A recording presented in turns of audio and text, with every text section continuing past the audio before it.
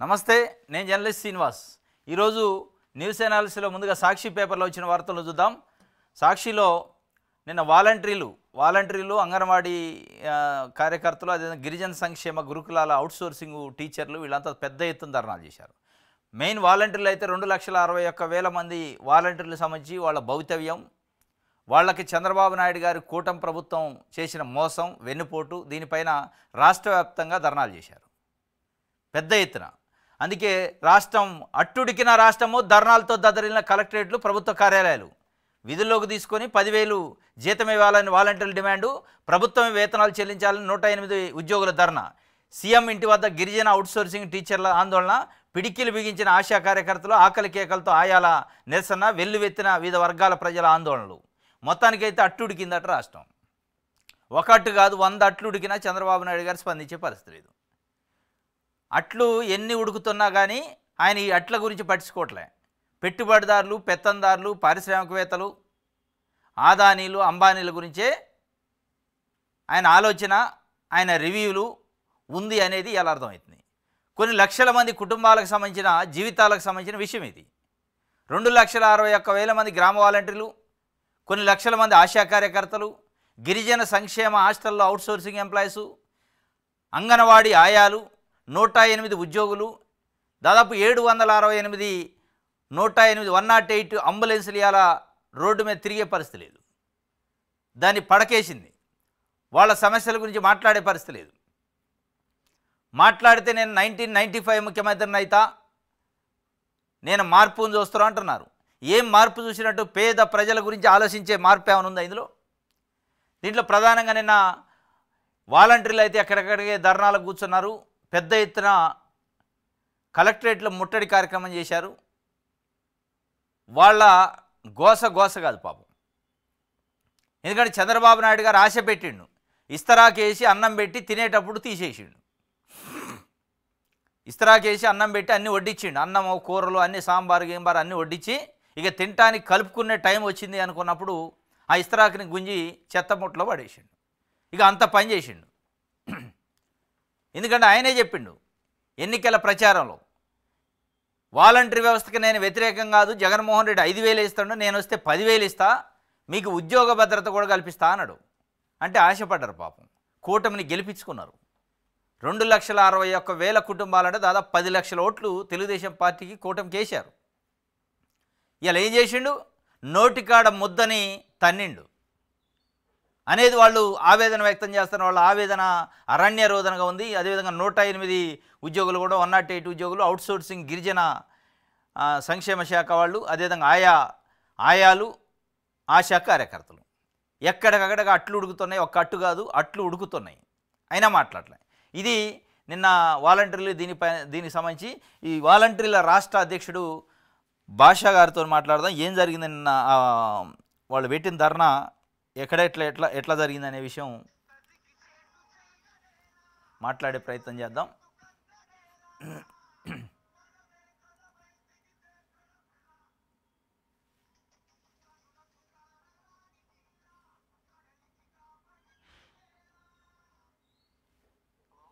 Hello భాషా గారు, good morning. Good morning అండి. నేను శ్రీనివాస్, ఈహార్ టీవీ నుంచి లైవ్లో ఉన్నారు మీరు. ఓకే సార్, చెప్పండి. ఏమైంది? వాలంటీర్ల సమస్య ఏదో అట్టుడికిన రాష్ట్రం అని ఇలా పేపర్లలో న్యూస్. వాలంటీర్లు ధర్నా చేశారు, ఎక్కడెక్కడ కలెక్టరేట్లు ముట్టడి చేశారు. వాలంటీర్తో పాటు ఇంకా ఆశా కార్యకర్తల 108 ఉద్యోగులు, ఇంకేదో ఆయాలు, వీళ్ళంతా ఇచ్చారు. మీది ప్రధానంగా కొన్ని లక్షల మంది కుటుంబాలకు సంబంధించి 2,61,000 కుటుంబాలు. ఏంది మీ డిమాండ్? ఏంది మీ డిమాండ్కి సంబంధించి ప్రభుత్వం ఏమైనా ఆలోచిస్తుందా? మీరు నిన్న పెద్ద ఎత్తున నిరసనలు చేపట్టారు కదా. చూడండి, ఏదైతే ఎన్డీఏ కూటమి ఉందో ఎంటైర్ వాలంటీర్ వ్యవస్థని అడగకుండా హామీలు ఇచ్చి మోసపూరిత వాగ్దానాలతో వాలంటీర్ల గొంతు కోసిన ప్రభుత్వం ఏదైనా ఉందంటే ఎన్డీఏ గవర్నమెంటే. ఓకే. అలాగే గతంలో జగన్మోహన్ రెడ్డి జీవో ఇవ్వలేదు, మాకు చిత్తశుద్ధిని, మా చిత్తశుద్ధిని మేము కాపాడుకుంటామని చెప్పిన మంత్రి ఈ రోజు జీవో లేదని కొనసాగించలేమని చెప్పడం ఎంతవరకు న్యాయబద్ధమైన మాటలు? ఓకే. ఈ విధమైన ధోరణితో అంటే వాలంటీర్ వ్యవస్థని మేము తీసుకోవట్లేదు, మేము తీసుకోమని చెప్పి మండలి సాక్షిగా చెప్పిన మాటలే కదా వాళ్ళు. అవును. ఈ రోజు 2,60,60,000 మంది రోడ్డున పడ్డారంటే వాళ్ళ కుటుంబ సభ్యులు ఈ యొక్క గౌరవ వేతనం మీద ఆధారపడిన వాళ్ళు ఎంతమంది ఉన్నారు? అవును. వాళ్ళ పరిస్థితి ఏంటి? ఓకే. మీరు అనుకోవచ్చండి, ఉమ్, ఆశా వర్కర్లు, ఉమ్, అంగన్వాడీలు కాదు, టీచర్లు కూడా రోడ్డుకి ఎక్కే పరిస్థితి ఉంది. అవును. ఉమ్, అంటే టీచర్లని కూడా మోసం చేసేసాడు. ఓకే. డిఎస్సి ఏమైందండి? ఉమ్, ఉమ్, 20 లక్షల ఉద్యోగాలు ఏమైపోయిందండి? ఉమ్, పోలీసులు కూడా రోడ్డుకి ఎక్కే రోజులు ఉన్నాయి బయటపడతల్లా. ఉమ్, కొంతమంది పోలీసులు ధర్నాకి వెళ్ళిన చోట ఉమ్, మేము చేయలేకపోతున్నా మీరు చేయండి, ఉమ్, ఏం పర్వాలేదు అనే మాటలు కొంతమంది మహిళమ్మ తల్లులు మాట్లాడుతుంటే పోలీసులలో, ఓకే. వాళ్ళు ఏ విధంగా లోపల బాధపడుతున్నారో చూడండి. ఉమ్, నేను ఈ ప్రభుత్వానికి ఒకటే ప్రశ్నిస్తున్నా, ఉమ్, 58 సంవత్సరాల ఉన్న రిటైర్మెంట్ ఏజ్ ని ఉమ్, సవరించి జీవో ఇచ్చి 60 సంవత్సరాలు చేశారా చేయలేదా? ఓకే. ఆ 60 ఉన్న దాన్ని 62 చేశారా చేయలేదా? ఓకే. అంటే 58 సంవత్సరాలకు ఎందుకు పెట్టాం మనం రిటైర్మెంట్ అని? ఉమ్, వాళ్ళు పని చేయలేరు, ఉమ్, వృద్ధాప్యం, ఉమ్, ఫైల్స్ సమస్యలు, హార్ట్ సమస్యలు, ఉమ్, అందుకనే వాళ్ళని రిటైర్మెంట్ అనేది ఒకటి ఇచ్చేసి ఉమ్, యువతరాన్ని తీసుకోవాలనే కదా మనం పెట్టాము. ఉమ్, వాళ్ళని కొనసాగిస్తా, ఉమ్, వాళ్ళకి డబ్బులు లేవని చెప్పి కావాలని చెప్పి వాళ్ళ జీతాలు ఎంత అండి? రిటైర్మెంట్ అయ్యేటప్పుడు 2 లక్షలు ఒక్కొక్కరికి. ఉమ్, ఉమ్, 2 లక్షలు ఇంకో 2 సంవత్సరాలు పెంచి వాళ్ళని పోషిస్తా, ఉమ్, దానికి బడ్జెట్ లేదా? ఓకే. వాటికి బడ్జెట్ పెట్టుకుంటావా? ఉమ్, అంటే వీళ్ళు తెల్ల ఏనుగుల్లాగా ఉమ్, ఉద్యోగస్తులని ఉమ్, మేపుతున్నారు. ఓకే. యువతరానికి తీసుకోవాలి కదండి. అవును. ఒక ఎమ్మెల్యే జీతభత్యాలు ఎంత? ఉమ్, అంటే అసెంబ్లీలో ఎమ్మెల్యేల జీతాలకి చర్చ జరిగిందా? ఉమ్, గతంలో వాళ్ళు పాస్ చేశారా? ఉమ్, అదేలే. అంటే ఎక్కడ చర్చ లేకుండానే వాళ్ళ జీతభత్యాలు వాళ్ళు పెంచుకోవచ్చు. ఉమ్, అంటే ఒక్కరోజు ఎమ్మెల్యేగా ఉమ్, కొనసాగిన జీవితకాలం పెన్షనరా? ఓకే. అంటే నిజంగా ఈ ప్రభుత్వానికి గానీ, ఈ ప్రభుత్వంలో ఎమ్మెల్యేలకు గానీ, ఎంపీలకు గానీ చిత్తశుద్ధి ఉంటే ఉమ్, మేము ప్రజాసేవ చేస్తామని డప్పులు కొట్టుకునే వాళ్ళకి నేను ఒకటే చెప్తున్నా, ఉమ్, జీతాలు తీసేయండి, ప్రజాసేవ కదా, ఉమ్, పెట్టండి, బిల్లు పెట్టండి, అమెండ్మెంట్ చేయండి, ఓకే. అంటే ఇప్పుడు సేవ చేసే అంటే వాళ్ళు అని చెప్పమనండి. అంటే భాష గారు అసలు మీ విషయంలో ఇప్పుడు మీరు నిన్న పెద్ద ఎత్తున నిరసనలు చేశారు. భవిష్యత్తు కార్యాచరణ అయిందా? అసలు ముఖ్యమంత్రి గారి దృష్టికి పోయిందా? ఓన్లీ సాంఘిక సంక్షేమ శాఖ మంత్రి మండలిలో ప్రకటన చేసిండు. మరి ముఖ్యమంత్రి గారి వైపు నుంచి రెస్పాన్స్ అయింది. మీరు ఏమైనా ప్రయత్నం చేశారా ఆయన కలవటానికి కానీ రిప్రజెంటేషన్ ఇవ్వడానికి? ముఖ్యమంత్రి గారికి అనేక సార్లు ప్రయత్నాలు చేశాం సార్. ఉమ్, వెంటనే వాలంటీర్ వ్యవస్థ అంటేనే ఆయన రిఫ్యూజ్ చేస్తా వస్తున్నాడు. ఓకే. ఇప్పుడు ముఖ్యమంత్రి గారి మాటలు లేకుండానే మండలిలో ఉమ్, మినిస్టర్ చెప్పలేడు కదా. అవును. నువ్వు తర్వాత ఆయన అడగడా, ఎందుకు చెప్పావు అని అడగడా? ఉమ్, ఉమ్, ఉమ్, ఇప్పుడు వాళ్ళంతా కూడబలుకొని ఉమ్, ఏ ప్రశ్నకి ఏ జవాబు ఇవ్వాలో అని చెప్పుకొని ఉమ్, జరిగిన తంతులో భాగమే గాని దీంట్లో ఎంటైర్ ముఖ్యమంత్రి పాత్ర 100% ఉంది. ఉమ్, నిన్న జరిగింది 5%. ఉమ్, అట్టుడి కిందని మీరు అనుకుంటున్నారు, ఉమ్, తగలబడిపోయిద్ది, గుర్తుపెట్టుకోండి ఈ మాట. అంతేనా? ఉమ్, యువత అండి, ఉమ్, వాళ్ళు యువత ఉద్యోగాలు కోల్పోయి నిరాశ నిస్పృహలతో ఉన్నప్పుడు ఉమ్, వాళ్ళు ఆత్మహత్యలు చేసుకోవడానికి కూడా సిద్ధంగా ఉన్నారు. ఓకే. ఇప్పుడు ఈ దేశంలో యువతకి ఉపాధి కల్పించాల్సిన హక్కు ప్రభుత్వాలయ్యి, ఉమ్, ఉన్న ఉపాధిని కూడా కొట్టేయడం తీసేయడం అనేది చట్టబద్ధం కాదు కదా. ఓకే. ఆత్మహత్యలకే మీరు సిద్ధంగా ఉన్నప్పుడు తగలపెట్టడానికి మాకు పెద్ద మ్యాటరా? ఓకే. 100% మీరు చూసింది 5%. ఉమ్, సునామీ రాబోతుంది, గుర్తుపెట్టుకోండి. సునామీ, విజయవాడలో సునామీ సృష్టించబోతున్నాం మేము. అంతేనా? ఉమ్, సవాల్ చేస్తున్నాం కూడా ఈ గవర్నమెంట్ కి. అంటే మీరు శాంతియుతంగానే ప్రభుత్వంతో క్యారీ కావాలి కదా? శాంతియుతంగా చేశామండి. 7 months అయిపోయింది, ఇంకా శాంతియుతం ఏంది? అదేలే. మా మీద చిత్తశుద్ధి లేదని చెప్పేశాడు. ఉమ్, ఈ వ్యవస్థని కొనసాగించమని చెప్పి ఇంకా ఇన్ని మాటలు పడ్డాక, ఉమ్, అబద్ధపు హామీలు ఇచ్చిన తర్వాత కూడా మేము నెరవేర్చమని చెప్పిన తర్వాత కూడా శాంతియుతంగా ఎందుకు చేయాలి చెప్పండి? అంటే ముఖ్యమంత్రి గారే స్వయంగా అప్పుడు ప్రతిపక్షంలో ఉన్నప్పుడు చెప్పిండు కాబట్టి ఆయన ఏమైనా ఆలోచిస్తారేమో, మీరు రెస్పాన్స్ చూడటానికి మాట్లాడిండేమో, ఇట్లా మాట్లాడిచ్చారేమో. అంటే రోడ్లకు ఎక్కడానికి రెస్పాన్స్ చూడడానికి ఒక ముఖ్యమంత్రి చేయాల్సిన పని? ఓకే. అంటే ఆయన చెప్పేస్తే మేము ఇళ్లలో కూర్చుంటామా? అంటే ఇళ్లలో కూర్చుంటే ఉద్యోగాలు తీసేస్తావు, రోడ్డు మీదకి వస్తే ఉద్యోగాలు ఇస్తావా? ఓకే. ఇదా ముఖ్యమంత్రి చిత్తశుద్ధి? ఏమి లేదండి. వీళ్ళు ప్రీ ప్లాన్డ్, ఇది స్లో ప్లాయిజన్ గా తీసుకుని వచ్చి ఎంటైర్ జగన్మోహన్ రెడ్డి మీద ఉన్న కోపంతో వాలంటీర్ వ్యవస్థని తీసేద్దాం, సర్వనాశనం చేసేద్దాం అనే దాని మీద చూస్తున్నారు. ఒకటి, జగన్మోహన్ రెడ్డికి నీకు పంచాయతీ ఉంటే మీ ఇద్దరు తెలుసుకోండి. జగన్మోహన్ రెడ్డికి మీకు ఏదైనా బాధ కలిగించుంటే నువ్వు ఉన్నావు ఇప్పుడు అధికారంలో, నువ్వు చెయ్యి. మేము అడిగామా వచ్చి జగన్మోహన్ రెడ్డి మీద ఎందుకు వెళ్తున్నావు అని అడిగామా? ఓకే. వాలంటీర్ వ్యవస్థ మాకు సంబంధం అయితే ఏం లేదు కదా. అదే జగన్మోహన్ రెడ్డి పార్టీ కాదు కదా, మీరు ఆయన కింద జీతకాలు కాదు కదా, మీరు ఇండిపెండెంట్ కదా. మేము ఇండిపెండెంట్. కావాలని చెప్పి ఈ వ్యవస్థని ఇప్పుడు రామారావు గారు మండలి వ్యవస్థను తీసుకొని రాలా, ఎవరైనా తీసేశారా? ఓకే. డోక్రా వ్యవస్థను ఎవరు తీసుకొచ్చారు? చంద్రబాబు నాయుడు కాదా? అవును, జగన్మోహన్ రెడ్డి తీసేశాడా? అవును, ఐకేపీ కానీ ఇవన్నీ. అవును, ఈ మొత్తం గత ప్రభుత్వాలు తీసుకొస్తా ఉంటే మిగతా ప్రభుత్వాలు వచ్చే ప్రభుత్వాలు మొత్తం కొనసాగిస్తా వచ్చినాయి. ఆ పరంపరలోనే జగన్మోహన్ రెడ్డి ముఖ్యమంత్రి అయ్యాడు. ఆయన వచ్చినప్పుడు ఒక వ్యవస్థను తెచ్చాడు. ఆ వ్యవస్థ వాలంటరీ వ్యవస్థ. ఆ వ్యవస్థ ఇచ్చాక నువ్వు కొనసాగించాల్సింది పోయి ఆ వ్యవస్థ నేను తీసేస్తాను, జగన్మోహన్ రెడ్డి నీ సైన్యం అంటే డోక్రా సంఘాల సైన్యం ఎవరిది? ఓకే, జగన్మోహన్ రెడ్డి తీసేయాలి కదబ్బా. అవును. మండలి వ్యవస్థ ఎవరిది? చంద్రబాబు అంటే మీదేగా. మీరు తెచ్చిన వ్యవస్థను మొత్తం పక్క ముఖ్యమంత్రి తీసుకుంటా ఉంటే ఆయన తెచ్చి నీకు తీసుకుంటా ఉంటే ఇదేనా పరిపాలన? ఓకే, కరెక్ట్ కాదు కదా. పునర్పరిశీలన వాలంటరీ వ్యవస్థ మీద మీ ఛానల్ ద్వారా నేను ఒకటే చెప్తున్నా, ఈ యొక్క సమస్యని ముఖ్యమంత్రి గారు ఎంత తొందరగా పునర్పరిశీలన చేస్తే బాగుంటుంది. అయితే దీంట్లో నా చివరి క్వశ్చన్ ఏంటంటే, ఇప్పుడు వాలంటరీ వ్యవస్థ ప్రజలకు సేవ చేయడానికి ఉంది 2,61,000 మంది. సరే, మీది ఉద్యోగం పోయిందని ఒక బాధ అయితే ప్రజలు ఏమనుకుంటున్నారు? వాళ్ళకి ఏమైనా సర్వీస్ లోపం కానీ నష్టం కానీ గతంలో కంటే ఇప్పుడు ఏమైనా ఇబ్బందులు కానీ ఈ సర్వీస్ లేకపోవడం వల్ల, వాలంటరీ వ్యవస్థ లేకపోవడం వల్ల వాళ్ళ నుంచి ఏమైనా ఇబ్బందులు ఉన్నాయో? వాళ్ళ ఫీడ్బ్యాక్ ఏముంది పబ్లిక్ నుంచి? ప్రభుత్వం ఈ గవర్నమెంట్ ఎప్పుడు దిగిపోయిద్దని సిద్ధంగా ఉన్నారండి ప్రజల. అసలు అనవసరంగా మేము ఓటేసాం, తప్పు చేసాం, తప్పులు పెట్టుకుని కొట్టుకుని ఏడుస్తున్నారు, బయటపడతల్లా. నిజమా? అది అంత ఉందా? ఏం సార్, ఒక 4 పాయింట్లు చెప్తా వినండి. ఫీజు రిమర్స్మెంట్ ఏమైపోయింది? జగన్మోహన్ రెడ్డి గారు ఉంటే ఈ పార్టీకి పడిపోయేదిగా. అమ్మఒడి ఏమైపోయింది? ఆయన ఉన్నట్టయితే ఈ పార్టీకి మనకు జూన్ లోనే పడిపోయేగా. చెయ్యూత ఏమైపోయింది? ఆయన ఉన్నప్పుడు 30% 40% డబ్బులు పడినాయి. నువ్వు ఛార్జ్ తీసుకున్నాక ఆ అమౌంట్ క్రెడిట్ చేయాల్సిన బాధ్యత ఆల్రెడీ స్కీమే కదా. ఆ డబ్బు ఏమైపోయింది అంటే కొంతమంది డబ్బులు ఇచ్చి కొంతమంది డబ్బులు ఇవ్వాలా. నువ్వు వచ్చి నేను ఇస్తానన్నావుగా, ఆ చిత్తశుద్ధి ఏమైపోయింది? అదొకటి. ప్రజలు ఈ రోజు సచివాలయాల చుట్టూ తిరుగుతున్నారు సార్. ఈ ఏదైతే తెలుగుదేశం నాయకులు ఉన్నారో టెంట్లు వేసుకొని వాళ్ళ దగ్గర రమ్మంటున్నారు. వీళ్ళ పాలన ఏ విధంగా ఉందంటే సభ్యత్వాల మీద ఉంది వీళ్ళ పాలన. ఓకే, మీరు చెక్ చేసుకోండి, ఏపీలో సభ్యత్వం నమోదంట. వాలంటరీ వ్యవస్థ ఇక్కడ అల్లాడిపోతుంటే ప్రజలు ఒక పెన్షన్ ఇచ్చింది లేదు సార్ ఈ గవర్నమెంట్ లో. ఈ రోజు కూడా కొత్త పెన్షన్ ఇచ్చిన చరిత్ర చెప్పనండి. ఓకే, లేదు కదా. రేషన్ కార్డు ఇచ్చిన చరిత్ర చెప్పనండి. 9 నెలలు అన్నారు, 10 నెలలు అన్నారు, 11 నెలలు అన్నారు, 12 నెలలు అన్నారు. మళ్ళీ అబద్ధపు హామీలు ఇచ్చి మోసపోయిన రాష్ట్రంలో ఉన్న 10 కోట్ల ప్రజలు ఈ రోజు బయటపడకుండా ఒక కంట్లో నీరు, ఇంకో కంట్లో బాధ, ఈ రెండు పెట్టుకుని బాధపడుతున్నారు. అంటే స్పెసిఫిక్గా వాలంటరీ వ్యవస్థను తీసేయడం వల్ల ప్రజలు ఏమి ఇబ్బంది పడుతున్నారు? ఆ ఇబ్బంది మరి ప్రభుత్వం దృష్టికి పోవట్లేదా? ప్రజల వ్యతిరేకత మూట కట్టుకోకూడదు కదా. మీదంటే వేరు 2 లక్షల మంది వాలంటీర్లే కావాలని ప్రజలు రోడ్డుకి ఎక్కే రోజులు మీరు చూస్తారు ఇంకో 4 రోజుల్లో. అంతేనా?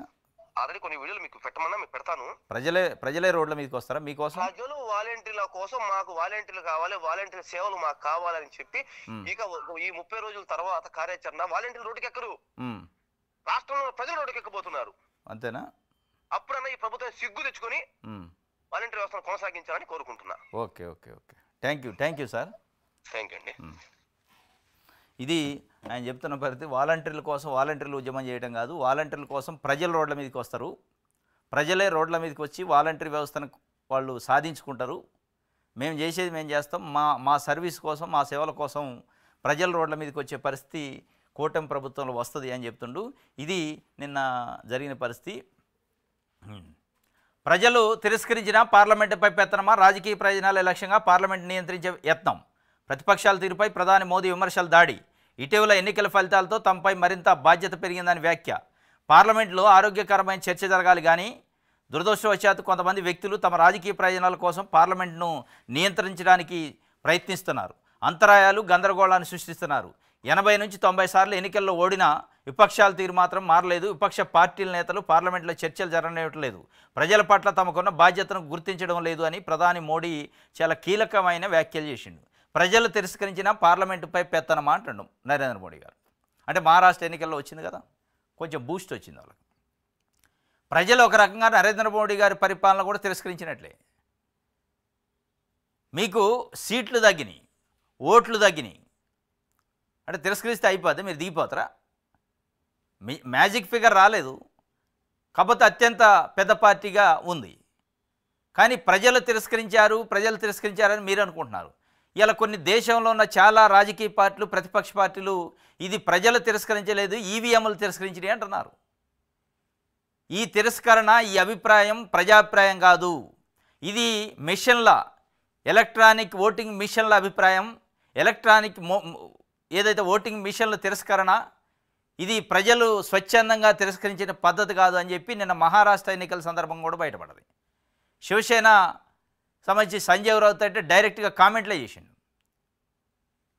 ఇది తప్పనిసరిగా మ్యానిపులేషన్ జరిగిందని. కానీ మీరేమనుకుంటున్నారు, ప్రజలు తిరస్కరించినా కానీ మీకు బుద్ధి రాలేదు, పార్లమెంటు పైన మీ పెత్తనమా అని. ప్రజలు తిరస్కరించిన ప్రతిపక్ష పార్టీ వాళ్ళు మాట్లాడతారు, అడుగుతారు, నియంత్రణ ఏముంటుంది. ఇవాళ ఆదాని పైన దాదాపు 4 రోజులుగా పెద్ద ఎత్తున చర్చ జరుగుతుంది. అమెరికా నుంచి డబ్బులు తెచ్చి, యుఎస్ నుంచి డబ్బులు తెచ్చి, లోన్లు తెచ్చి ఇక్కడ లంచాలు ఇవ్వడానికి పెట్టిండు, అది పెద్ద క్రైము అని ఎఫ్ఐఆర్ అయింది. మీరు ఒక్క మాట మాట్లాడుతున్నారా? క్యాబినెట్లో ఉన్న మంత్రులు కానీ, ప్రధానమంత్రి కానీ, బీజేపీ నాయకులు ఒక్కళ్ళు కూడా, దేశంలో ఉన్న ఒక్క నాయకుడు కానీ, ఒక కార్యకర్త ఆదానిది తప్ప రైటా? తప్పు అయితే మీరేం చర్యలు తీసుకుంటున్నారు? రైట్ అయితే ఏ విధంగా రైటు? ఎక్కడన్నా మీరు చెప్పే ప్రయత్నం కానీ మాట్లాడే ప్రయత్నం చేశారా? మీరు మాట్లాడరు, మౌన దీక్షలో మీరుంటారు. మీ భాగస్వామ్య పక్షాలు చంద్రబాబు నాయుడు గారు లాంటి వాళ్ళు ఆయనకు భజన చేస్తే కరపత్రాలు లాంటి అయిపోయి ఆదాని లంచం ఇచ్చిండు, తీసుకున్న ఆయన గురించి మాట్లాడుతున్నారు. అసలు ఆదాని లంచం ఇచ్చిండా లేదా? ఆదానికి సెకీతో ఉన్న ఒప్పందం ఏంది? కేంద్ర ప్రభుత్వం సెకీనే ఆదానికి ఎందుకు ఇచ్చింది? ఆదాని లంచాలు ఇవ్వజూపిండా లేదా? అమెరికాలో ఉన్న ఎఫ్ఐఆర్ సంగతి ఏంటి అనే విషయాన్ని ఒక కేంద్ర ప్రభుత్వంగా మాట్లాడాలి కదా, మాట్లాడరు. కానీ పార్లమెంట్లో ప్రతిపక్షాలు అడుగుతుంటే పార్లమెంటు పైన పెత్తనమా అంటారు. ఇది దేశ భవిష్యత్తుకు సంబంధించింది. ఆదాని అంబానీల పైన అనేక ఆరోపణలు ఉన్నాయి. వాళ్లతో నరేంద్ర మోడీ ప్రభుత్వం అంటగాగుతుందని ఆరోపణలు ఉన్నాయి. ఆదాని పైన ఎఫ్ఐఆర్ అయింది, మోసము, చీటింగ్ చేసిండని. ఆ ఎఫ్ఐఆర్ పైన, చీటింగ్ పైన ఇంటర్నేషనల్ స్థాయిలో పరువు పోయింది అలా భారతదేశాన్ని. దానిపైన ఎందుకు మాట్లాడరు మీరు? మీ భాగస్వామ్య పక్షాలు చంద్రబాబు నాయుడు గారు లాంటి వాళ్ళు పదే పదే ఆదాని గురించి మాట్లాడలే, జగన్మోహన్ రెడ్డి గురించి మాట్లాడతాం, లంచాలు ఇచ్చిండు తీసుకున్న ఆయన గురించి మాట్లాడతాం. మరి ఇచ్చిన ఆయన సంగతి ఏంటంటే ఆయన చెప్పడు, మీరు చెప్పరు, పార్లమెంట్లో అడిగితే చెప్పరు, పెత్తనం అంటారు. ఇది నరేంద్ర మోడీ గారు ప్రజలు తిరస్కరించిన పార్లమెంటుపై పెత్తనం అంటే తిరస్కరించడాలు ఉండవు. ప్రతిపక్షమా అధికార పక్షమా? వాళ్ళని ప్రతిపక్షంలో కూర్చోబెట్టారు, ప్రజల పక్షాన ప్రజల గొంతుగా మాట్లాడని, ప్రజల వాయిస్ను వాళ్ళు వినిపిస్తారు. మీరు సమాధానం చెప్పాలా? మీరు సమాధానం చెప్పలేని పరిస్థితిలో ఉండి మీరు పార్లమెంటు పైన పెత్తనం అంటే, మరి పార్లమెంటు పైన పెత్తనం లేకుండా మీరు మాట్లాడుతుంటే బల్లలు జరసాలా, చప్పట్లు కొట్టాలా, ఆహా ఓహో అని అద్భుతంగా చేస్తాడు అని చప్పట్లు కొట్టాలా, ప్రజల గురించి మాట్లాడాలా? ప్రభుత్వం ఉన్నదేంది, ప్రతిపక్ష పార్టీలు ప్రజల గురించి అడిగినప్పుడు సమాధానం చెప్పాలా. లేదు లేదు మీరు ఎట్లా పెత్తనం చేస్తారో, ఎట్లా అడుగుతారు, నేను చెప్పింది వినాలని కర్ర పెత్తనం చేస్తే ఎట్లా కుదిరిద్ది? ఇది ఆయన చెప్పిన పరిస్థితి. ఓ కరపత్రం ఏడుపు కథలట, 7 కథలు రాసిందట. ఏడుపు కథలు. సెకీతో ఒప్పందాన్ని 7 గంటల్లోనే ఆమోదించారంటూ ఈనాడు వక్రీకరణ, వాస్తవాలను దాచిపెట్టి విషం చెమ్మడమే అసలు లక్ష్యం. సెకీ లేక ఒప్పందానికి మధ్య దాదాపు 2.5 నెలలు సుదీర్ఘ సమయం ఉంది. కమిటీలో లోతైన అధ్యయనం తర్వాతే కేబినెట్ ఆమోదం. కారు చౌకగా సౌర విద్యుత్ సరఫరా చేస్తామని 2021 సెప్టెంబర్ 15 లేఖ రాసిన సెకీ సాధ్యమైన త్వరగా లేఖపై నిర్ణయం తీసుకోవాలని రాష్ట్రానికి కోరిన సెకీ దీంతో మార్గనిర్దేశం కోసం సెప్టెంబర్ 16 కేబినెట్ ముందుకు టేబుల్ ఐటమ్గా సెకీ లేఖ, దీనిపై లోతైన అధ్యయనం చేసి కేబినెట్ నివేదిక ఇవ్వాలని కమిటీకి ఆదేశం. క్షుణ్ణంగా అధ్యయనం తర్వాత అక్టోబర్ 28న కేబినెట్ ముందుకు కమిటీ నివేదిక, దాన్ని ఆమోదిస్తూ ఏపీఆర్సీ అనుమతి తీసుకోవాలని డిస్కమ్లకు నిర్దేశం. ఏపీఆర్సీ కూడా ఆమోదించాక డిసెంబర్ 1న సెకీతో ప్రభుత్వం డిస్కమ్ల ఒప్పందం జరిగింది. ఇది ఓ కరపత్రం అంటే ఈనాడు పత్రిక, ఆంధ్రజ్యోతి పత్రిక. ఏడుపు కథలు అంటే 7 గంటల్లోనే ఎట్లా లేఖ రాసిన 7 గంటల్లో ఆమోదం ఎట్లా జరుగుతుందంటే 7 గంటలు కాదు, అది దాదాపు 67 రోజులు. సెప్టెంబర్ 15 లేఖ రాస్తే సెప్టెంబర్ 16 నాడు క్యాబినెట్ ముందుకు టేబుల్ ఐటమ్ తీసుకొస్తే క్యాబినెట్లో చర్చించి దానిపైన ఒక ఎక్స్పర్ట్ కమిటీ వేసి ఆ కమిటీ రిపోర్ట్ మళ్ళీ క్యాబినెట్ ఆమోదించి ఇదంతా చేసేటప్పటికి డిసెంబర్ 1 రోజు ఒప్పందాలైనవి. సెప్టెంబర్ 15 నుంచి డిసెంబర్ 1 మధ్య దాకా టైం జరిగింది. కానీ ఈనాడు ఆంధ్రజ్యోతి ఏమంటున్నా 7 గంటల్లోనే అయిపోయింది అంతా అంటున్నారు. 7 గంటల్లో అయిపోయింది అంటున్నారు కదా, రద్దు చేయరు మరి. అంత హడావుడిగా ఏదో లోపాయకారి ఒప్పందంతో నిజంగానే జగన్మోహన్ రెడ్డి చేసిండు అనుకున్నాము. సెకీతోనో ఒప్పందమో అదానితోనో చేసిన ఒప్పందాన్ని మీరు 164 స్థానాలతో ఇలా కూటమి ప్రభుత్వం ఉంది. కేంద్రంలో కూడా మీరే ఉన్నారు. మీకు అడ్డం లేదు, పొడుగు లేదు. ఎవడు అడ్డం వచ్చినోడు లేడు కదా. పోయి రద్దు చేయొచ్చుగా. ఎందుకు చేయట్లా 5 నెలల నుంచి? ఇవాళ అభియోగాలు వచ్చాక కూడా ముఖ్యమంత్రి చంద్రబాబు నాయుడు గారు ప్రెస్ మీట్ పెట్టి ఆ విద్యుత్ ఒప్పందాలు కంప్లీట్గా రద్దు చేస్తున్నాం అని ఎందుకు చెప్పలేకపోతున్నారు? అంటే మీరు చెప్పే మాటలు, మీరు రాసే రాతలన్నీ అబద్ధాలు. జరిగింది ఒప్పందం వేరు, రాష్ట్రానికి మేలు జరిగే ఒప్పందాలు జరిగినాయి, కానీ మీరు ఇంటర్ప్రిటేషన్ వేరే రకంగా ఇస్తున్నారు అనేది ఇలా స్పష్టంగా అర్థమవుతుంది. మీ డొల్లతనం ఎక్కడ బయటపడుతుందంటే 5 నెలలు అయింది మీరు అధికారంలోకి వచ్చి. 5 నెలల నుంచి శ్వేతపత్రాలు చేశారు, అందులో విద్యుత్ పైన కూడా చేశారు, ఎనర్జీ పైన. మరి ఆ శ్వేతపత్రాల్లో ఎక్కడా కూడా ఇగో ఈ 7 గంటల్లో ఆమోదం తెలిపారు సెకీతోని, కాబట్టి దీన్ని రద్దు చేస్తున్నామని చెప్పలేదు. అసలు ఆ విషయం కూడా చెప్పలేదు. అమెరికాలో ఎఫ్ఐఆర్ అయిన దాకా మీకు కళ్ళు మోసపోయాయి, మీకు సోయిలో లేరు.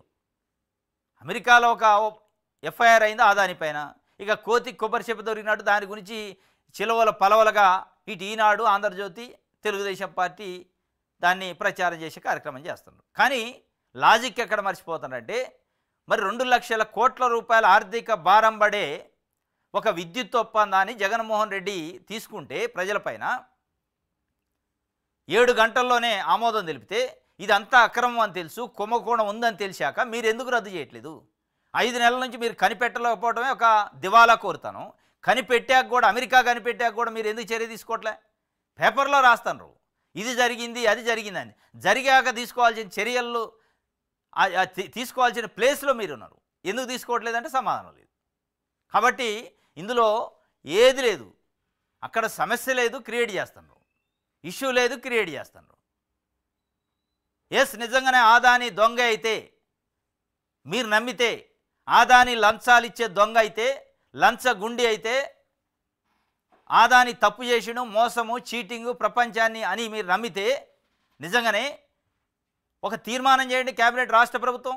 ఆదాని అనే కంపెనీలతోనే, ఆదానితోని కానీ ఆదాని కంపెనీలతోని రాష్ట్రం ఎట్టి పరిస్థితుల్లో వ్యాపార సంబంధాలు పెట్టుకోదు, పెట్టుబడిదారు సంబంధాలు పెట్టుకోదు, ఆదానిని నిషేధిస్తున్నాం, ఈ రాష్ట్రంలో అడుగు పెట్టకుండా చేస్తామని ఒక తీర్మానం చేయండి. దమ్ము ఉందా? ఆ గట్స్ ఉన్నాయా? లేదు. మీరు ముఖ్యమంత్రి అయిన తర్వాత కూడా చంద్రబాబు నాయుడు గారు ఆదాని కంపెనీ ప్రతినిధులతోని 2-3 మీటింగులు పెట్టిండు. మరి ఆ మీటింగులలో ఏముంది మతలబు? ఎందుకు మీరు మాట్లాడలే? ఇదంతా ఏంటంటే రాజకీయంగా విషం చిమ్మటానికి తప్ప దేనికి పనికిరాదు. దీన్ని ప్రజలకు పనికొచ్చేది కాదు. కరపత్రమా కళ్ళు తెరువు, ట్రాన్స్మిషన్ ఛార్జీలు పడతాయంటూ ఈనాడు నిస్సిగ్గా అబద్ధాలు. 25 ఏళ్ల పాటు అంతర్రాష్ట్ర ప్రసార ఛార్జీలు వర్తించవని లేఖలోనే చెప్పిన సెకి. కరపత్రమా కళ్ళు తెరువు అంటే అది కరపత్రమేనా? దానికి కళ్ళు లేని కరపత్రం అది ఎట తెరుతుంది? కళ్ళు లేవు, కళ్ళు లేకపోయినా పచ్చద్దాలు పెట్టుకున్న కరపత్రం అది. దానికి కళ్ళే కనపడవు, దానికి మళ్ళీ పైన పచ్చద్దాలు పెట్టుకున్నాయి. ఇక నువ్వు కళ్ళు తెరువు అంటే ఎడ తెరుతారు వాళ్ళు? కళ్ళు తెరిచే ప్రసక్తే లేదు. ఇది ఒక వార్త. ఇగో సెకీ దసరానికి 7 గంటల్లో ఆమోదం, ఈనాడు వక్రీకరణ. కానీ ఇదిగో నిజం ఏంటంటే సెప్టెంబర్ 15న సెకీ లెటర్ రాస్తే అక్టోబర్ 28 తర్వాత డిసెంబర్ 1 రోజు ఆమోదం అయింది. మొత్తం పచ్చి అబద్ధాలు రాస్తున్నారు, వక్రీకరణ చేశారనేది చెప్తుంది. అందుకే కరపత్రమా కళ్ళు తెరువు అంటే ఆ కరపత్రం కళ్ళు తెరవదు, కళ్ళు లేని కరపత్రం అది. కళ్ళు ఉన్నా కానీ మసక కనపడ్డా దానికి మళ్ళీ పచ్చద్దాలు ఒకటి పెట్టారు. ఇక పచ్చద్దాలు పెట్టాక పచ్చగానే కనపడుద్ది, దేశమంతా పచ్చగానే కనపడుద్ది. కాబట్టి ఆ కరపత్రం కళ్ళు తెరవదు, మనం ఆశించొద్దు. ఇది ఒక వార్త.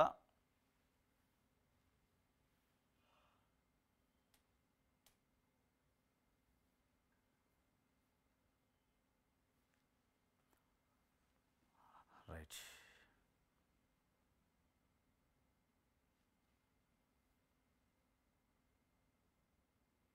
ఆర్జీవీ అరెస్టుకు ఏపీ పోలీసులు హైడ్రామా. సోషల్ మీడియాకు సంబంధించి కేసులో ప్రముఖ సినీ దర్శకుడు రామ్ గోపాల్ వర్మను అరెస్ట్ చేసేందుకు ప్రకాశం జిల్లా మద్దిపాడు పోలీసులు హైదరాబాద్లో హైడ్రామా సృష్టించారు. వ్యూహం సినిమా ప్రమోషన్ నేపథ్యంలో చంద్రబాబు, నారా లోకేష్ బ్రాహ్మణిని కించపరుస్తూ ట్విట్టర్లో పోస్టులు పెట్టారని మద్దిపాడు పోలీస్ స్టేషన్లో ఆయనపై కేసు నమోదు చేసిన సంగతి తెలిసిందే. ఈ కేసులో ఈ నెల 25వ తేదీ నుంచి తేదీ పోలీసులు విచారణకు హాజరు కావాల్సి ఉంది.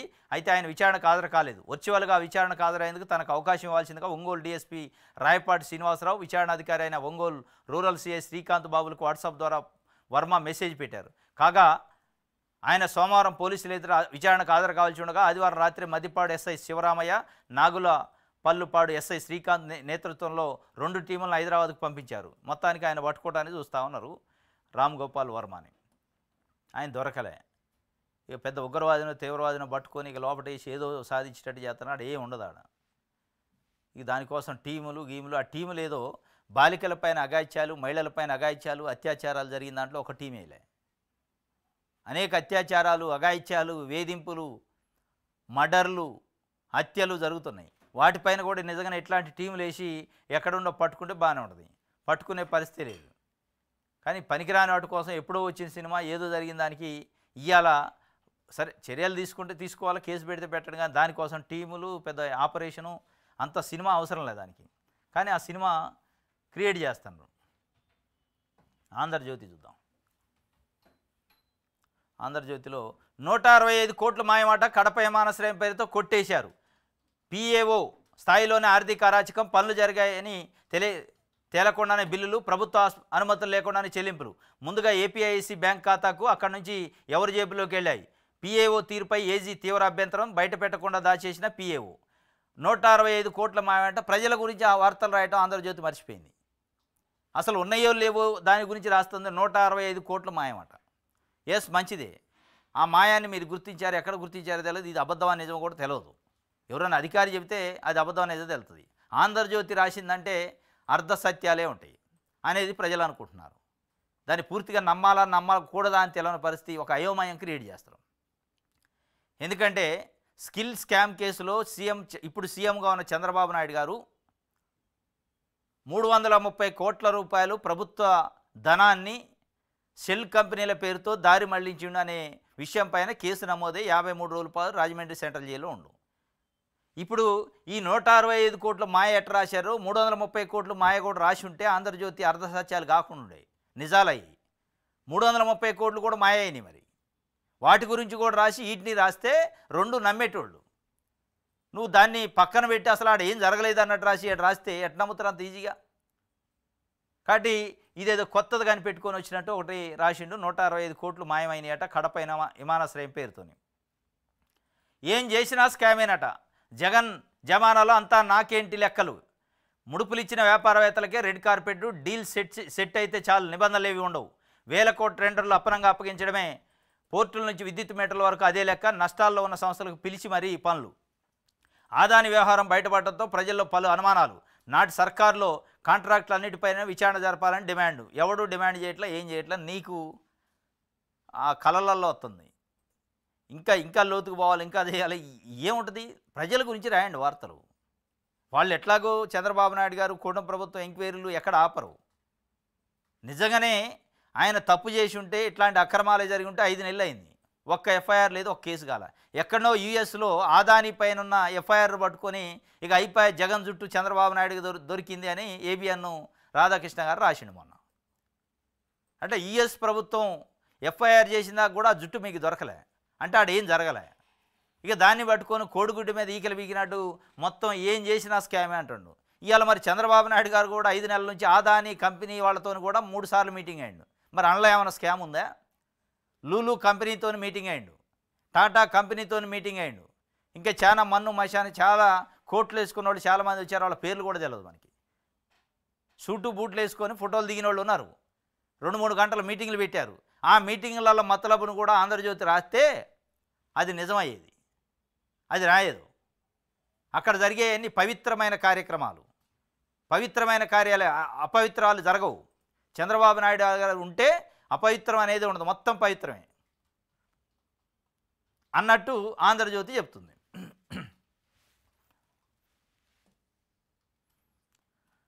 సెకీ ఒప్పందంపై నేను సంతకం పెట్టలేదు, నా డిజిటల్ సంతకం వాళ్లే పెట్టేశారేమో. విద్యుత్ బాంబు పేల్చిన బాలినేని. ఆడ బాంబు లేదు, పేలుడు లేదు. మీరు పేలుతున్నారు అనవసరంగా. ఎవరన్నా ఒక క్యాబినెట్ మంత్రిగా ఉండి ఆయన సీనియర్ నాయకుడు రాజశేఖర రెడ్డి క్యాబినెట్లో కూడా మంత్రి చేసిండు. నాకు తెలియదు నేను సంతకం పెట్టలేదని ఇయ్యాలా నువ్వు చెప్పేది? నన్ను మధ్యరాత్రి లేచారు, తెల్లారి క్యాబినెట్లో పెట్టారు అంటూ. నిజంగా నా క్యాబినెట్లో పెట్టిన రోజు ఈవినింగే ప్రెస్ మీట్ పెడితే నీకు విలువ ఉండేది, మీరు చెప్పేదానికి శాంటిటీ ఉండేది, నిజం ఉండేది. ఇవాళ పార్టీ నుంచి బయటకు వచ్చి జనసేనలో జాయిన్ అయ్యాక లేదు నేను సంతకమే పెట్టలేదు, నన్ను లేపి అడిగారు కానీ నేను పెట్టనన్నా, క్యాబినెట్లో పెట్టారని ఇవాళ చెప్తే అంటే కన్వీనియంట్గా మాట్లాడితే ఎవరు నమ్ముతారు అంత ఈజీగా? నమ్మరు కదా. ఆ ఒప్పందంతో నాకు సంబంధం లేదు, మంత్రినైనా నాతో జగన్ ఎప్పుడు చర్చించలేరు, నాడు విద్యుత్ శాఖను నడిపింది సీఎంఓ అని ఎప్పుడు చెప్పలేదుగా. మరి మీరే ప్రెస్ మీట్లు పెట్టి విద్యుత్ శాఖ నేనే చేస్తున్నా, అద్భుతాలు చేసినా అని చెప్తే కదా. ఇవాళ నేను ఎప్పుడు చేయలే, విద్యుత్ శాఖ నాకు ఉందనే కానీ సీఎంఓనే చేసింది అంటున్నావుగా. ఎప్పుడైనా బయటకు వచ్చి చెబితే బాగుండు కదా. అప్పుడు ఎన్నికల ముందే వైసీపీని విడదామనుకున్నా చంద్రబాబుతోనూ మాట్లాడారు, రమ్మన్నారు. నా రాత బాగలేక అప్పుడు పార్టీ మారలేదు, ఇప్పుడు బాగా ఇది రాత బాగు చేసుకోండి అయిపోయాయి. చంద్రబాబు నాయుడు కూటమిలో ఉన్న పార్టీలోకి పోయారు కదా, ఆయన పాపం బాధపడుతుండు. చంద్రబాబు నాయుడు గారిని కూడా ముందే కలిసిండట, ఎన్నికలకు ముందే జాయిన్ అవుతానంటే జాయిన్ కూడా గమ్మనడట. ఇవాళ మంత్రి అయ్యేటోడు, వాస్తవంగా జాయిన్ అయ్యి ఉంటే ఒంగోలు నుంచి ఎమ్మెల్యే అయ్యేటోడు, మంత్రి కూడా అయ్యేటోడు. కొంతమంది అయ్యారు, పారసారథి లాంటి వాళ్ళు, ఆనం రామనారాయణ రెడ్డి లాంటి వాళ్ళు వైసీపీ నుంచి అప్పటికప్పుడు పోయి గెలిచి మంత్రులు అయ్యారు. ఈయనకు కూడా మంత్రి ఇచ్చేటోడే. దురదృష్టవశాత్తు ఆయన రాత బాగలేక అప్పుడు పార్టీ మారలేదట అనేది ఆయన కొంత ఆవేదన పడుతుండే. సరే పడితే పడవచ్చు కానీ సెకీతో ఒప్పందంపై నాకు సంబంధం లేదు, నా సంతకం లేదు, నాకు తెలవదు, అసలు విద్యుత్ శాఖ నేను నిర్వహించలేదు సీఎంఓ అని ఇవాళ కాదు మీరు మాట్లాడేది. మీరు పదవిలో ఉన్న రోజు మాట్లాడితే ఆ మాటకు విలువ ఉండేది, మీకు విలువ ఉండేది. ఇవాళ మాట్లాడితే ఎవడు విలువిస్తాడు? పట్టుకుంటారా దాన్ని ఎవరైనా? రైట్. ఇది నెక్స్ట్ ఆంధ్రప్రభ చూద్దాం. తొలి రోజే ఆదాని ప్రకంపనలు, గుప్పెడు సభ్యులున్న పార్టీలు నానా రభస చేస్తున్నాయి. 80 నుంచి 90 సార్లు ప్రజలు తిరస్కరించిన వారు తమ రాజకీయ ప్రయోజనాల కోసమే గూండాయిజాన్ని ఆశ్రయిస్తున్నారు. చివరకు వారి వ్యూహాలు విఫలమై వారి ప్రవర్తనను ప్రజలు నిశ్చితంగా గమనిస్తున్నారు. కొత్త సభ్యులకు మాట్లాడే అవకాశం కల్పించాలని గుప్పెడు సభ్యులున్న పార్టీ అట నానా రభస చేస్తున్నాయని ఒక రకంగా అవమానకరమైన మాట మాట్లాడడం ప్రధానమంత్రి. గుప్పెడు సభ్యులు కాదు, భారతీయ జనతా పార్టీకి 2 సభ్యులు ఉన్నారు పార్లమెంట్లో, అటల్ బిహారీ వాజ్పేయి, అద్వానీ గారు, ఇద్దరు. వాళ్ళిద్దరితోనే స్టార్ట్ అయింది. ఇవాళ మీరు 3 సార్లు ప్రభుత్వం ఏర్పాటు చేయలే. గుప్పెడు సభ్యులు ఉంటేంది, ఒక్కడు ఉంటేంది? ప్రజల గురించి మాట్లాడుతుండా లేదా, దాని గురించి మనం సమాధానం చెప్తున్నా లేదా, అది కదా మ్యాటరు. గుప్పెడు సభ్యులు ఉన్నది, 80 నుంచి 90 సార్లు ప్రజలు తిరస్కరించారు అని చెప్పి ఆయన చెప్తున్న పరిస్థితి. ఎందుకంటే ఆదాని పైన మాట్లాడే ధైర్యం లేదు, ఆదాని పైన ఏం మాట్లాడాలో తెలియని పరిస్థితులు ఇలా ప్రభుత్వం ఉంది. ఎందుకంటే ఇంటర్నేషనల్ స్థాయిలో స్ప్రెడ్ అయింది ఆయన అవినీతి, ఆయన అక్రమాలు. కాబట్టి పార్లమెంటు వేదికగా మాట్లాడాల్సిన పరిస్థితి క్రియేట్ చేసిన ప్రతిపక్షాలు. మాట్లాడలేని పరిస్థితుల్లో, ఏం మాట్లాడాలో తెలియని పరిస్థితుల్లో ఆయనకు ఈ డైలాగులు వేసిండు. గుప్పెడు సభ్యులు ఉన్నోళ్ళు పార్లమెంటు మీద పెత్తనం చేస్తున్నారు, 80-90 సార్లు తిరస్కరించినా కానీ బుద్ధి రాలేదు, ఇది అదే అని ఆయన చెప్తుండు. అమరావతి కాట కొత్త డిజైన్లు వస్తాయట, నార్మన్ పోస్టర్కి మళ్ళీ అవకాశం, దశల వారీగా ప్రపంచ బ్యాంకు రుణాలు, రాజధాని గెజిట్ నోటిఫికేషన్ పై కేంద్రంతో సంప్రదింపులు, వచ్చే నెలలో నిర్మాణ పనులు, సిఆర్డీ అధికారులతో సీఎం చంద్రబాబు సమీక్ష అట. రాజధానికి కొత్త డిజైన్లు అట, అమరావతికి నార్మన్ పోస్టర్కే మళ్ళీ అవకాశం. అప్పట్లో ఆయన 2014-19 మధ్యలో ఉన్నప్పుడు ఏ కంపెనీ అయితే ఉందో ఆ కంపెనీకి ఇస్తాడు.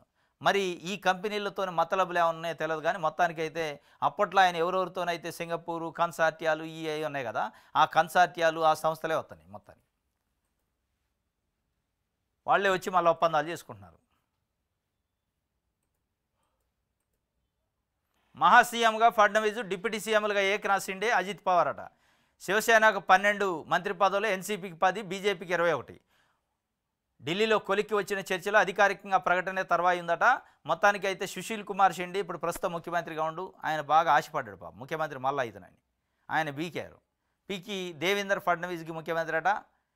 2 ఉప ముఖ్యమంత్రులు, శివసేన సుశీల్ కుమార్ షిండేకి ఒక ఉప ముఖ్యమంత్రి, ఎన్సీపీ నుంచి అజిత్ పవార్ వర్గానికి అజిత్ పవార్కి ఒక ఉప ముఖ్యమంత్రి. దాంతోపాటు 21 బీజేపీకి మంత్రి పదవులు, 10 ఎన్సీపీకి, 12 శివసేనకి మంత్రి పదవులు కూడా ఇస్తారట. మొత్తానికైతే కూటమి ఎన్డీఏ కూటమి ప్రభుత్వం ఏర్పడింది, కొలిక్కి వచ్చినట్టే అనిపిస్తుంది. దేవేంద్ర ఫడ్నవీస్ ఫైనల్ అయినట్టు, అదే అఫీషియల్గా అనౌన్స్మెంటే ఉందట. ఇక ఇది ఆంధ్రప్రభకు సంబంధించి. దిశ చూద్దాం.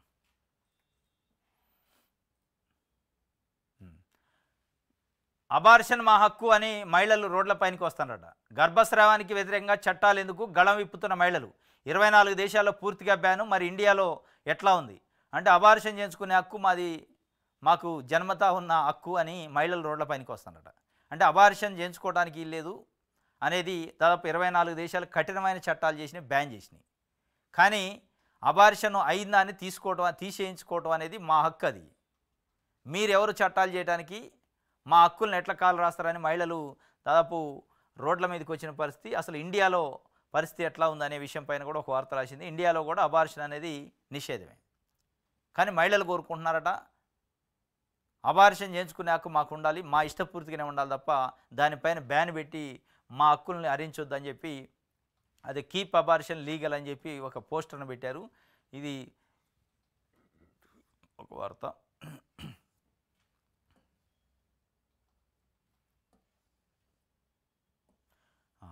నన్ను చంపాలని చూశారు, మిలిటరీ ఆసుపత్రి నివేదికలే సాక్ష్యం. డిప్యూటీ స్పీకర్ రఘురామకృష్ణరాజు చెబుతుండు. ఆయన నట చంపాలని చూశారట అప్పుడు జగన్మోహన్ రెడ్డి ప్రభుత్వం ఉన్నప్పుడు. దానికి సంబంధించి మిలిటరీ ఆసుపత్రి రిపోర్ట్సే దానికి ఆధారం అని చెప్పి ఆయన రోజుకు ఒక బాధపడతాడు పాపం బయటకు వచ్చి. వైసీపీ హయాంలో తన దారుణంగా చిత్రవద చేశారని, చంపాలని చూశారని డిప్యూటీ స్పీకర్ రఘురామకృష్ణరాజు అన్నారు. అందుకు మిలిటరీ ఆసుపత్రి నివేదికల సాక్ష్యంగా ఉన్నాయన్నారు. తన కస్టోడియల్ టార్చర్ కేసులో సిఐడి మాజీ అదనపు ఎస్పీ విజయపాల్ బెయిల్ను సుప్రీంకోర్టు రద్దు చేయడంపై ఆయన హర్షం వ్యక్తం చేశారు. న్యాయం గెలుస్తుందని ధీమా వ్యక్తం చేశారు. త్వరలో తన కస్టోడియల్ టార్చర్ కేసులో ఉన్న పెద్దవారంతా బయటకు వస్తారన్నారు. తాను ఇప్పుడు ఏ పార్టీ విమర్శలు చేయలేదని, తన కేసు గురించి మాట్లాడే హక్కు తనకు ఉందని చెప్పారు. సభలో ఎమ్మెల్యేలకు ఇవ్వాల్సిన గౌరవం ఇస్తానని, అసెంబ్లీ సమావేశాలు సంతృప్తికరంగా జరిగాయన్నారు. గుజరాత్, సిక్కిము, ఈశాన్య రాష్ట్రాల్లో ప్రతిపక్ష హోదాలు లేవని, మహారాష్ట్రలోనూ ప్రతిపక్ష హోదా ఉండదని పేర్కొన్నారు. జగన్ సభకు రావాలన్నది ప్రజల ఆకాంక్ష అని సూచించారు. ఆయన కాంక్ష తీరలేదని, అందుకే సభకు రావడం లేదని చెప్పారు. మొత్తానికి అయితే నన్ను చంపాలని చూశారు. మిలిటరీ ఆసుపత్రి మెడికల్ రిపోర్ట్సే దానికి ఆధారం. నిన్న ఏదైతే ఈయన కస్టోడియల్ టార్చర్ కేసుకు సంబంధించి సిఐడి చీఫ్ అదనపు ఎస్పీ విజయపాల్ నిన్న బెయిల్ పిటిషన్ తిరస్కరించింది సుప్రీంకోర్టులో. దాని సందర్భంగా ఆయన మాట్లాడి నన్ను చంపాలని చూసిండు కాబట్టి న్యాయం గెలిచింది, న్యాయం గెలుస్తుంది కూడా భవిష్యత్తులో కూడా అని చెప్పి ఆయన హర్షం వ్యక్తం చేసిండు. రైట్, ఇది వార్త. ఈనాడు చూద్దాం. సామ్యవాద లౌకిక పదాలపై అభ్యంతరాలు అర్ధరహితం, సమానత్వ భావన రాజ్యాంగంలో అంతర్లీనం. ప్రవేశిక సవరణ అధికార పార్లమెంటుకు ఉంది. ప్రవేశికని సవరించే అధికారం పార్లమెంటుకు ఉందంటూ సుప్రీంకోర్టు కీలక తీర్పిచ్చింది. పార్లమెంటుకు ఉన్న రాజ్యాంగ సవరణ అధికారం రాజ్యాంగ ప్రవేశికకు వర్తిస్తుంది. అధికరణ 368 ద్వారా ప్రభుత్వానికి సంక్రమించిన ఈ సవరణాధికారానికి రాజ్యాంగం ఆమోదం పొందిన నాటి తేదీ అవరోధం కాబోదు అని చెప్పి చీఫ్ జస్టిస్ సంజీవ్ ఖన్నా ఆయన చీఫ్ జస్టిస్గా ప్రమాణ స్వీకారం చేసిన తర్వాత ఒక సెన్సేషనల్ తీర్పు ఇచ్చిండు. నిన్న సామ్యవాదము లౌకిక అనే పదాలపై అభ్యంతరాలు అర్ధరహితమని, భారత రాజ్యాంగానికి 1976లో చేసిన సవరణలు సవాల్ చేస్తూ దాఖలైన పిటిషన్లు తోసిపుచ్చుతూ సుప్రీంకోర్టు ధర్మాసనం సోమవారం కీలక తీర్పు వెలువరించిందట.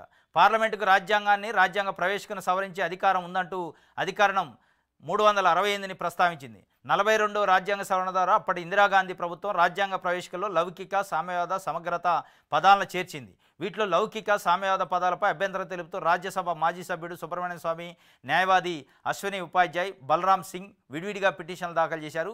విచారణ జరిపిన ప్రధాన న్యాయమూర్తి జస్టిస్ సంజీవ్ ఖన్నా, జస్టిస్ సంజయ్ కుమార్ ధర్మాసనం ఈ నెల 22న రిజర్వ్లో ఉంచిన తీర్పును సోమవారం వెలువరించింది. ఈ రిట్ పిటిషన్లపై విద్యాపరమైన సమాలోచనలు కానీ న్యాయ విచారణ కానీ అవసరం లేదు. పార్లమెంటుకు ఉన్న రాజ్యాంగ సవరణ అధికారం రాజ్యాంగ ప్రవేశకు వర్తిస్తుందని, సవరణలకు సంబంధించి రాజ్యాంగంలో అస్పష్టత ఏమీ లేదు అని ధర్మాసనం పేర్కొందట. ఇది 1976లో ఇందిరాగాంధీ ప్రధానమంత్రిగా ఉన్నప్పుడు 42వ రాజ్యాంగ సవరణ చేశారు. ఆ 42వ రాజ్యాంగ సవరణ ఆర్టికల్ 368 ప్రకారం చేశారు. ఆ సవరణలో సామ్యవాదము, లౌకిక, సమగ్రత అనే పదాలను చేర్చిందట. ఈ పదాలను ఎట్లా చేస్తారో లౌకిక, సామ్యవాద అనే పదాలను ఆ రాజ్యాంగ సవరణ చెల్లదు. పార్లమెంటుకి రాజ్యాంగ ప్రవేశికను, రాజ్యాంగ పీఠికను మార్చే హక్కు లేదు అని చెప్పి సుబ్రహ్మణ్య స్వామి ఇంకా కొంతమంది అడ్వకేట్లు కలిసి పిటిషన్ వేశారు. ఆ పిటిషన్ పైన సంజీవ్ ఖన్నా ఆధ్వర్యంలో డివిజన్ బెంచ్, సుప్రీంకోర్టు బెంచ్ ధర్మాసనం నిన్న తీర్పిచ్చింది. అసలు ఈ పిటిషనే అర్థం లేని పిటిషన్, దీనిపైన విచారణ అవసరం లేదు, ఒక మేధోమథనం కూడా అవసరం లేదు. ఎందుకంటే భారత పార్లమెంట్కి రాజ్యాంగాన్ని సవరించే హక్కు ఆర్టికల్ 368 ప్రకారం ఉంది. దాంట్లో ప్రవేశికను కూడా మార్చే హక్కు ఉంది. కాబట్టి అసలు దీంట్లో ఇక చర్చే లేదు, దీంట్లో ఇక ఆర్గ్యుమెంట్స్ అవసరం లేదని కొట్టేసింది కేసుని. ఇది ఒక హిస్టారికల్ జడ్జిమెంట్ని అయితే నేను ఇచ్చింది భారత రాజ్యాంగ సవరణ పైన. ఇది ఒక వార్త. మీ 100 కోట్లు వద్దు, ఆదానికి తెలంగాణ సర్కార్ లేఖ రాసిందట. అంటే తెలంగాణ ముఖ్యమంత్రి రేవంత్ రెడ్డి గారు ఆదాని పైన ప్రతిపక్షంలో ఉన్నప్పుడు, పిసిసి అధ్యక్షుడిగా ఉన్నప్పుడు ఆదాని అంబానీలు మోడీల త్రయం పైన పెద్ద ఎత్తున విమర్శలు చేసిండు, ఘాటైన విమర్శలు చేసిండు. అదే విమర్శలు చేసిన వ్యక్తి ఇలా ముఖ్యమంత్రి సీట్లో కూర్చొని అదే సచివాలయానికి ఏదైతే మీరు విమర్శలు చేశారో, దొంగ, దోపిడీదారుడు, అక్రమార్కుడు, కుంభకోణాలు చేసినోడు, భారతదేశ సంపదను మింగినోడని ఎవరి మీద అయితే గౌతమ్ ఆదాని పైన అభియోగాలు చేశారో అదే ఆదానిని సెక్రటరీకి పిలుచుకొని 100 కోట్ల రూపాయలు డబ్బులు తీసుకుంటూ అలాయి బలాయి తీసుకొని విరాళం పేరుతోని ఆ రోజు నుంచి మనం అంటూనే ఉన్నాం, విమర్శలు వస్తూనే ఉన్నాయి. అంటే ఏ వ్యక్తి పైన అయితే మీరు విమర్శలు చేశారో, ఏ వ్యవస్థ పైన అయితే మీరు విమర్శలు చేశారో, దోపిడీదారు దొంగ అని, అదే దొంగను పిలుచుకొని 100 కోట్లు తీసుకుంటే కదా మరి ఆయన దొంగ దొర అని ఇవాళ తెలంగాణ సమాజం నిలదీసింది. ఆయనకి ఇప్పటి జ్ఞానోదయం అయింది. ఎప్పుడో అక్టోబర్లో ఇచ్చారు చెక్, అది ఇప్పటి జ్ఞానోదయం అయింది. నిన్న ప్రెస్ మీట్ పెట్టి లేదు నీ 100 కోట్లు మాకు వద్దురా నాయన, నీ మకెలు నాకంటిద్ది అని చెప్పి శివాట్లు పడ్డట్టుంది అధిష్టానం నుంచి. నువ్వు ఫస్ట్ ఆ 100 కోట్ల సంగతి తెలిసాక ఢిల్లీ రా, లేదని నీకు అపాయింట్మెంట్ లేదని రాహుల్ గాంధీ తిట్టిండా ఏం తెలియదు. కానీ మేమేడ పార్లమెంట్లో పేగులు దిగేదా కొట్లాడుతున్నా ఆదానిపైన, నువ్వు ఇంటికి పిలుచుకొని 100 కోట్లు ఎట తీసుకుంటావు రా నాయన, నువ్వు ఫస్ట్ ఆ 100 కోట్ల సంగతి తెలుసుకొని రా అని ఉంటాడు. ఇప్పుడు నిన్న ప్రెస్ మీట్ పెట్టి ఆయన నీ 100 కోట్లు వద్దు, నువ్వు వద్దు ఆయన అని చెప్తుండు. మరి ఆయనతో చేసుకున్న ఇప్పుడు ఇది మనస్ఫూర్తిగా జరిగిన లేక లేకపోతే స్టేట్మెంటా లేదా మంది కోసం చేశారా? ఇది నాకు తెలిసి అయితే మనస్ఫూర్తిగా తిరస్కరించింది కాదు, మంది కోసం చేసిన తిరస్కరణ. ఇది మనస్ఫూర్తిగా చేస్తే అయ్యాలనే చేయాలి. అసలు నీ సెక్రటరియట్లోకి అడుగు పెట్టకూడదు, దొంగ కదా, మీరు ఆరోపణలు చేశారు కదా. ఒకవేళ ఆయన ప్రపోజ్ చేసిన లేదు రా నీ డబ్బులు వద్దు, నువ్వు వద్దు, అసలు నాతో ఫోటోవే వద్దు అని చెప్పాలా. నువ్వు ఫోటో దిగితే అలాబాయిలా చేసుకుంటే అంతా నెల 2 నెలలు అయిన తర్వాత ఇయ్యాలా లేదు నేను ఆయన డబ్బులను తిరస్కరిస్తానా అంటే ఎవరు నమ్మాలా? ఇది మనసుల నుంచి వచ్చిందా? మంది కోసం నటిస్తున్నావు. నిజంగానే మనసుల నుంచి వస్తే ఆయనతోని కొన్ని వేల కోట్ల రూపాయలు కాంట్రాక్టులు చేసుకొని 12,400 కోట్ల రూపాయలు రాష్ట్ర ప్రభుత్వానికి సంబంధించి కొన్ని పనులు అప్పచెప్పారు ఆదాని కంపెనీ. అవి కూడా రద్దు చేయి. వాటితో పాటు క్యాబినెట్ ఒక రెజల్యూషన్ చేయండి, ఆదాని కంపెనీ కానీ ఆదాని అనే వ్యక్తి రాష్ట్రంలో రాష్ట్ర ప్రభుత్వంతో ఎట్లాంటి వ్యవహారాలు ఉండవు, ఎట్లాంటి ఒప్పందాలు ఉండవు అని ఒక ప్రకటన చేయండి, తీర్మానం చేయండి. చేస్తారా? ఆ గట్స్ ఉన్నాయా? ఉండవు. ఇది నిన్న రేవంత్ రెడ్డి గారు మంది కోసం ఒక తిరస్కరణ లేఖ రాసిండు. ఇవాళ చంద్రబాబు నాయుడు గారి పరిస్థితి కూడా అదే. పదే ఆదాని డబ్బులు ఇచ్చిండు, జగన్మోహన్ రెడ్డి తీసుకుండు అంటాడు. మరి ఆదాని గురించి మాట్లాడలే. ఆదాని పైన ఏం చర్యలు తీసుకోవాలి? ఆదాని నిజంగా ఇచ్చిండా లేదా ఆదాని ఇట్లాంటి లంచగుండి కాబట్టి, ఇట్లాంటి మోసకారి కాబట్టి ఏపీలో అడుగుపెట్టనీయం, ఏపీలో వ్యాపార సంబంధాలన్నీ ఆయనతో తెగదెంపులు చేసుకుంటాం, భవిష్యత్తులో ఆయనతో ఎట్లాంటి ఒప్పందాలు ఉండవు ఆదాని కంపెనీతోనని మీరు ప్రకటన చేస్తారా? క్యాబినెట్ అప్రూవల్ చేస్తే, తీర్మానం చేస్తే చేయరు. ఆయనతోని మళ్ళీ అలాగే ఉండాల్సిందే. 2 రకాలుగా గేమ్ ఆడుతున్నారు. ఆదాని లంచం ఇచ్చిండట, జగన్మోహన్ రెడ్డి తీసుకోండు. కాబట్టి జగన్మోహన్ రెడ్డినే చర్య తీసుకోవాలి, ఆదానిని అవసరంలే. ఆదాని మళ్ళీ మాకు కావాలా, మేము ఆయనతో వాట వేసుకోవాలా, అలాయి బలాయి చేసుకోవాలా, మళ్ళీ మాకు కూడా అంత ఎంతో కమిషన్లు ఇవ్వాలా. ఇది ఉంది, ఈ ఎజెండా ఇదే, ఈ ఎజెండా ఇది రాజకీయం కోసం ఎజెండా, అది డబ్బుల కోసం ఎజెండా. ఇది 2 తెలుగు రాష్ట్రాల ముఖ్యమంత్రులు కూడా గేమ్ ఆడుతున్నారు ఆదానితోని. ఆదాని పైన మనసులో అమితమైన ప్రేమ ఉంది, కానీ మంది కోసం నటించాల్సి వస్తుంది. పాపం మంది ఏమనుకుంటారో అని నటిస్తామన్నారు. ఇది నిన్న తెలంగాణ ముఖ్యమంత్రి రాసిన లెటరు. ఇది ఈరోజు న్యూస్ అనాలిసిస్. రేపు తాజా వార్తలతో తిరిగి కలుసుకుందాం. Thank you.